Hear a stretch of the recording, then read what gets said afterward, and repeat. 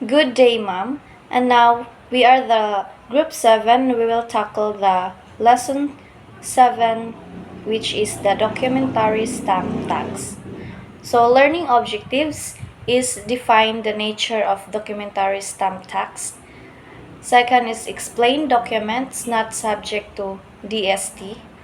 Describe the effect of failure to stamp the taxable document and explain penalties for failure to affix DST. First is the definition of documentary stamp tax. So, documentary stamp tax is a type of excise tax charged on certain documents. These documents usually show proof of agreements, transactions, acceptance, and assignments. Also, the sale or transfer of rights, obligations, or property. Examples include loan agreements, contracts of sale, and other legal or business documents.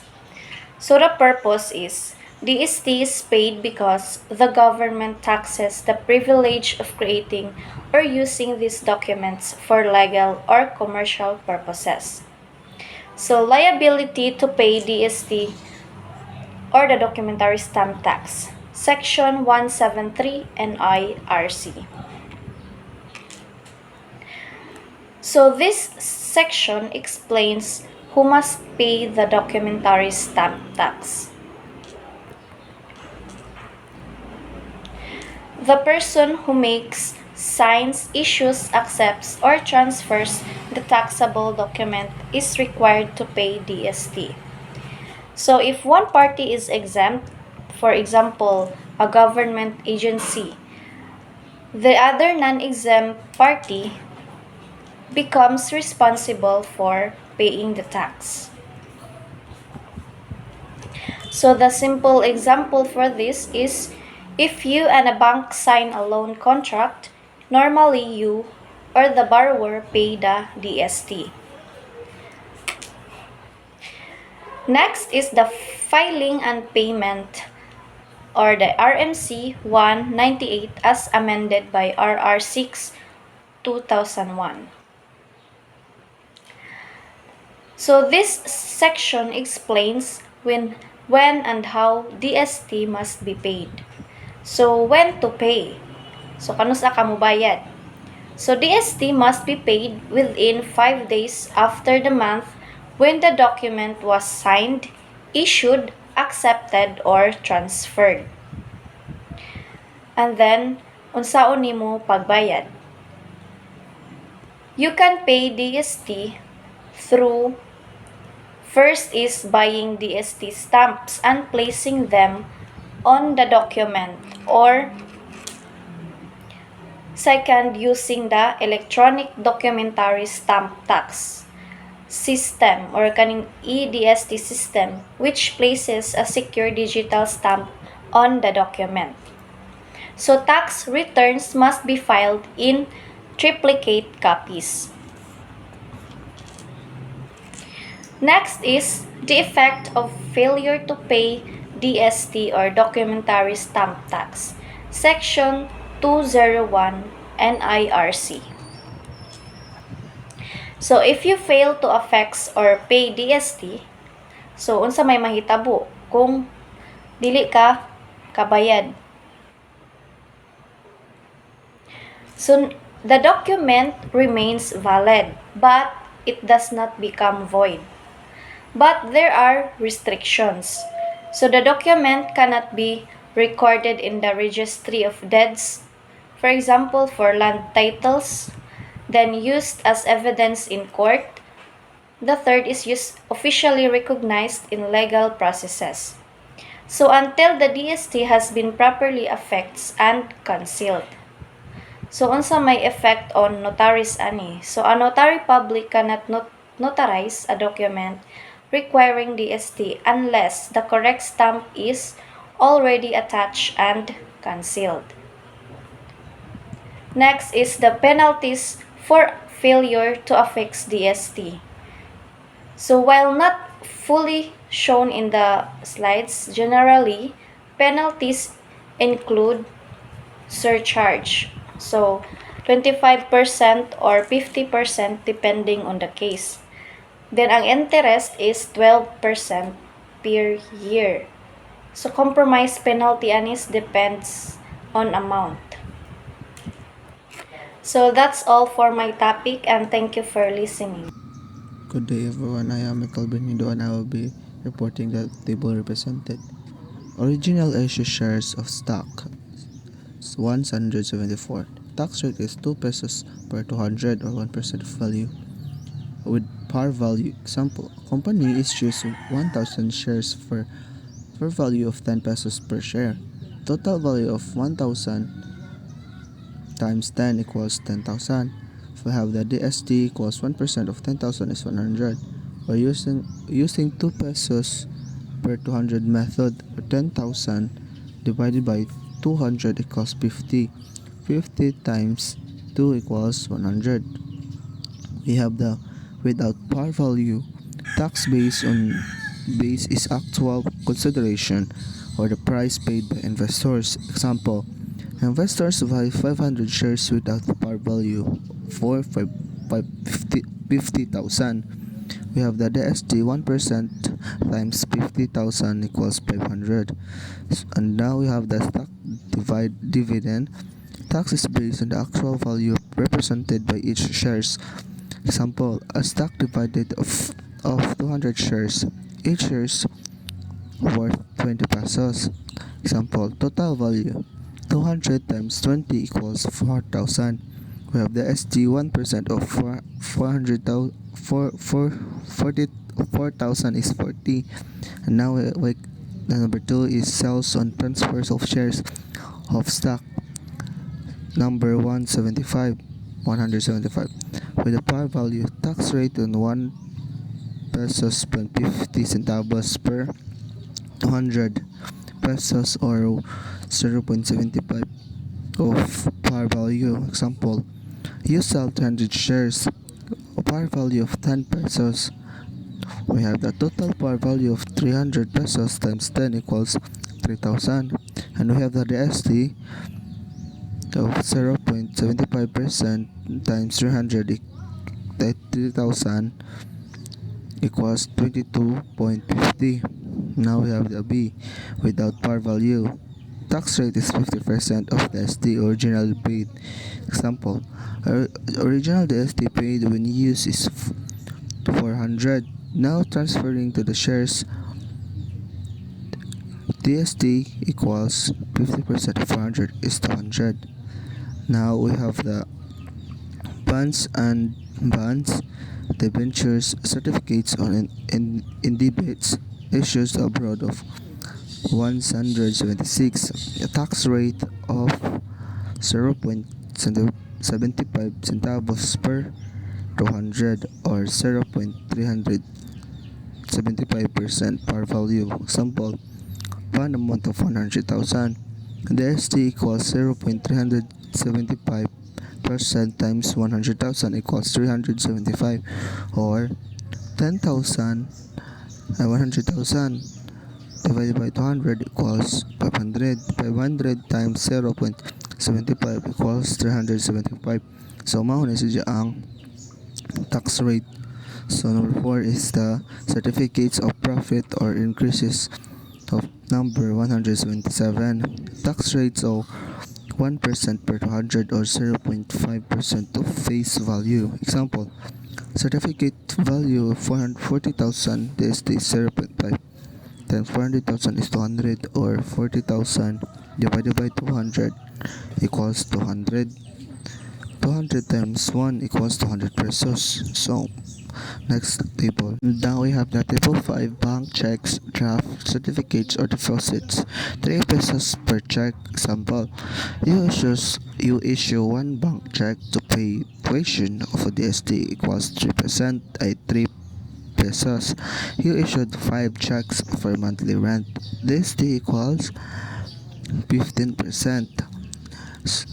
So, yun sa man to. So, 3 times 5 kay DST ka isa kay 3 pesos man dyan naka-issue makag 5 check, so 3 times 5 equals 15. So number 6, all debt instrument 1.50 per 200 of loan. Example, you borrow 10 for 10,000. 10,000 divided by 200 equals 50. So now my DST 1.50. So 50 times 1.50 equals 75.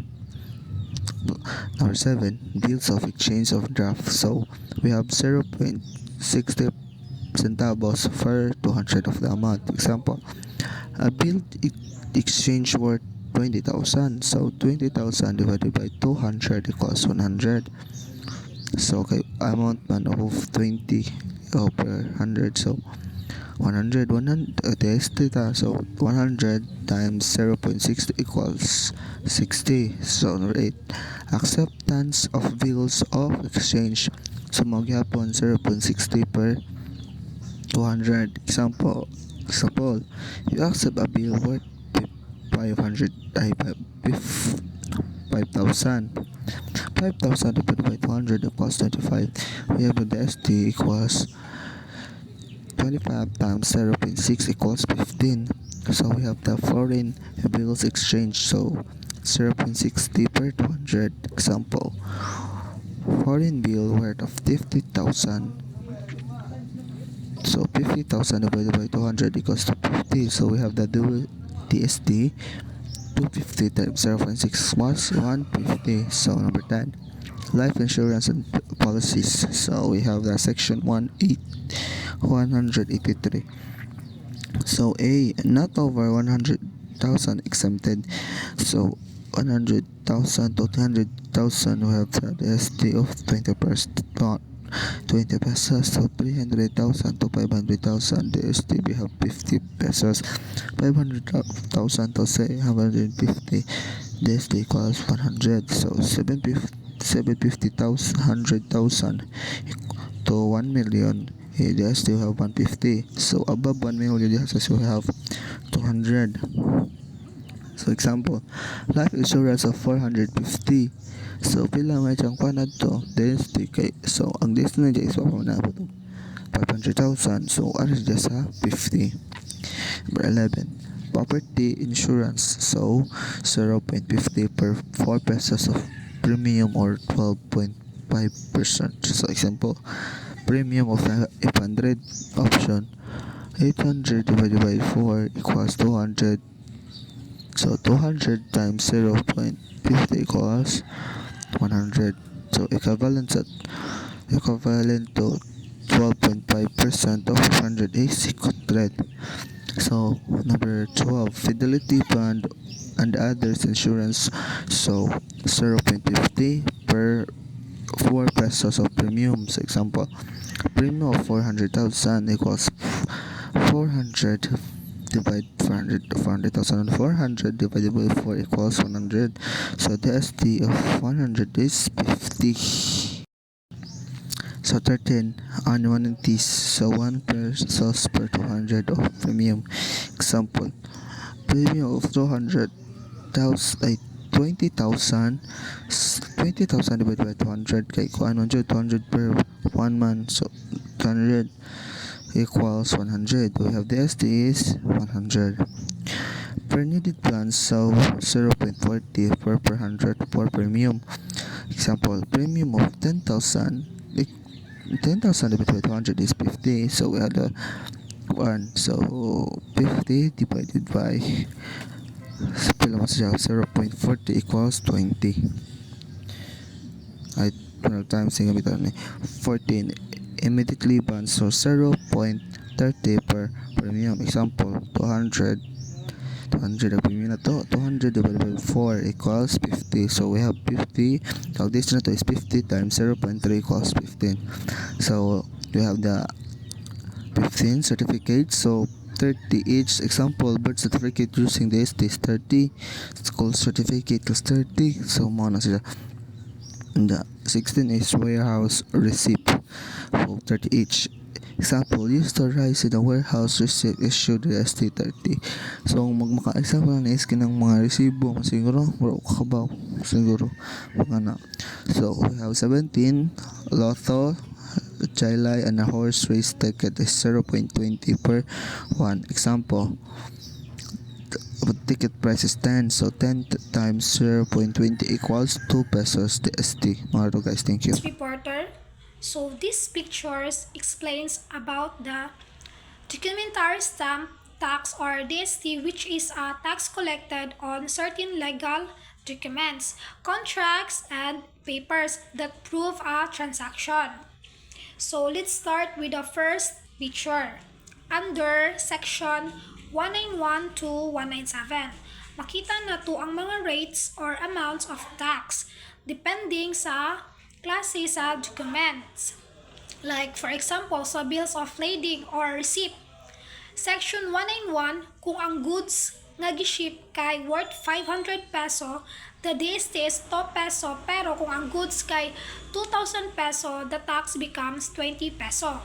Pero kung free ticket lang for passengers, exempted siya. Meaning, walay tax.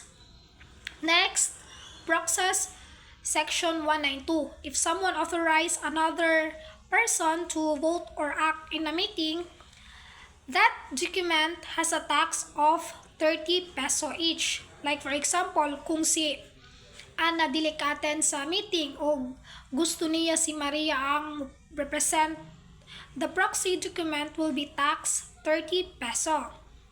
So, then, powers of attorney section 193, 10 peso per document. Like for example, if imong gihatagan og power of attorney imong mama, para siya ang maka-assign sa papel on your behalf, that document has 10 peso TST. So next is leases or hiring agreement, section 194, 6 peso for the first 2,000 peso of rent per year plus 2 peso for every additional 1,000 peso. Like for example, if imong rent kay 5,000 peso per year, then the DST will be around 10 peso total. For mortgage and deeds of trust, section 195, if the amount secured is 5,000 peso or less, the tax is 40 peso. Pero kung more than 5,000 peso, na ay additional 20 peso for every exceeds 5,000 peso. Like kanang for example, kung mag-loan ka og 10,000 peso, ang DST kay 60 peso. Next is for deed of sale, section 196, if you sell a property worth 1,000 peso, the DST is 15 peso. Kung mas dako pa, mag-add og another 15 peso for every 1,000 peso. Like for example, if you sell land worth 10,000 peso, DST will be around 150 peso. Next is for charter party, section 197. This applies to ships or vessels, the bigger and the longer the use. Mas taas ang tax. Like for example, kung ang vessel kay 1,000 tons o for 6 months, DST is 1,000 peso, pero kung mas dako ang barko, mas taas pod. Now, the last picture shows exemptions from documentary stamp tax, meaning walay DST bayad for these cases. Like for example, include insurance from fraternal or beneficiary societies, like mutual aid or cooperative insurance, certificates or oath signed by government officials like barangay clearance or oath of office. Then, documents filed by the government like birth certificate or marriage certificates. Loan agreements for personal use not exceeding 250,000 peso, like kung manghulam ka para sa balay or personal expense. Sale of listed stocks, bank deposit without fixed maturity, and BSP-related transactions are also exempted.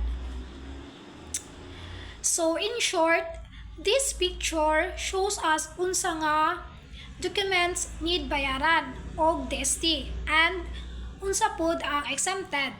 It helps us know when to pay or not pay taxes on legal documents. And that's all about my topic. Thank you, ma'am, for listening. Good morning, ma'am. I'm the next reporter. My topic is all about examples and computations. Illustrations. Shares of stock.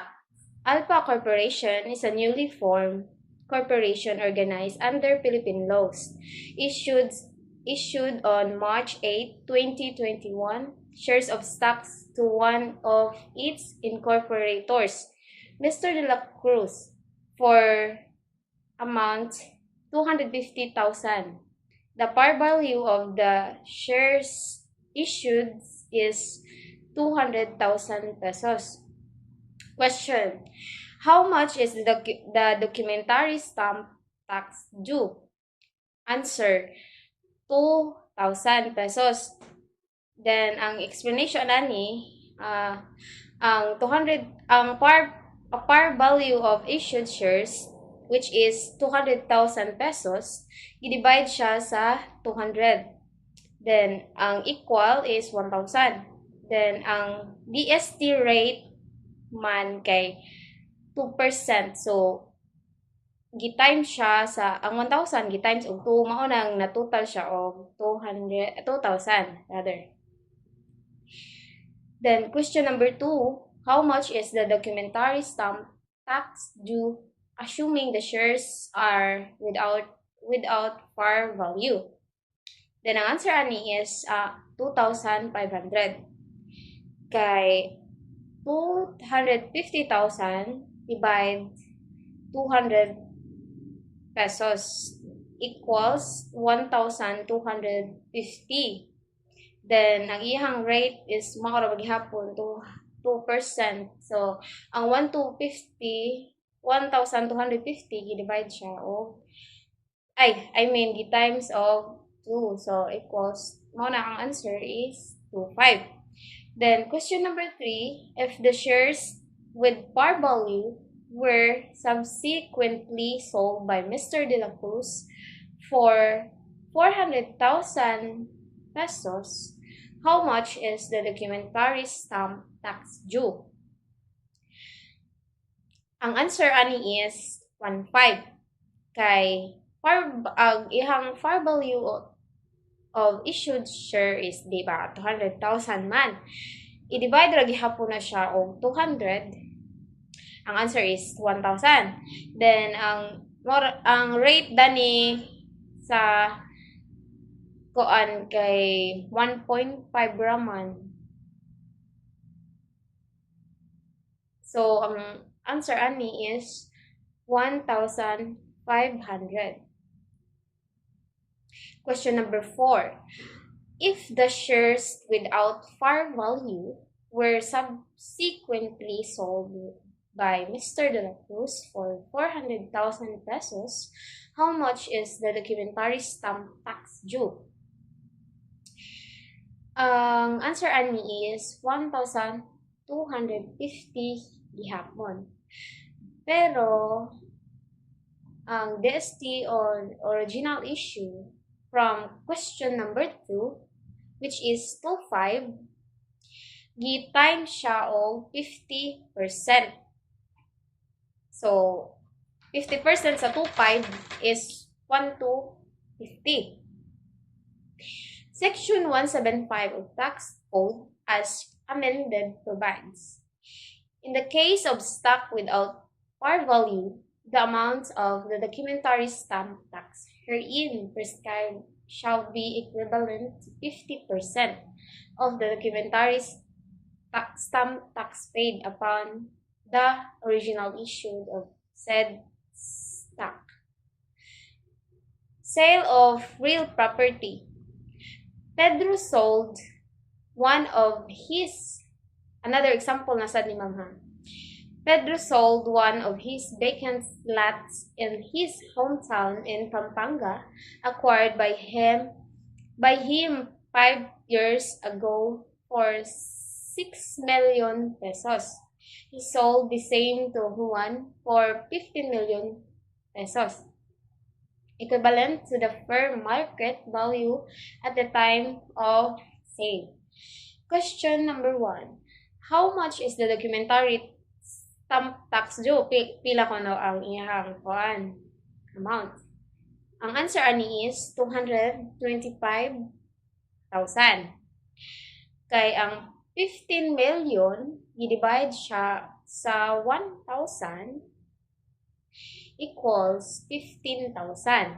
Then, ang DST rate is 15%, which is nagtotal siya o 225,000. And that's all, ma'am. Thank you.